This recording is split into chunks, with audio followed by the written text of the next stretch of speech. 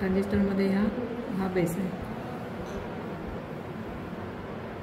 तर आपण quick turn on taste घेणार आहोत. तर आपल्याला माहिती आहे की कलेक्टर एमिटरमध्ये दोन्ही साईडनं आपल्याला काय पाहिजे, कंटिन्युटी असता कामा नये. दोन्ही साईड नाही आहे बरोबर, म्हणजे कलेक्टर एमिटरमध्ये कुठलाही कॉन्टॅक्ट नसतो. तर आता आपण जेव्हा क्विक टर्न ऑन टेस्ट घेतो त्यावेळी काय करतो ते बघा. तर आपल्याला माहिती आहे एक ह्याच्यामध्ये बॉडी कलेक्टर आहे आणि हा ट्रान्झिस्टर NPN ट्रान्झिस्टर आहे. ह्या साईडचा बेस आहे, हा एमिटर आहे आणि ह्याचा बॉडी कलेक्टर आहे. तर मी आता कलेक्टरला एक टर्मिनल लावलं आणि एक टर्मिनल एमिटर लावलं. माझी फिंगर मी थोडीशी ओली करून घेते आणि मी बेसला बाहेर देते. बघा टर्न ऑन झालं आहे.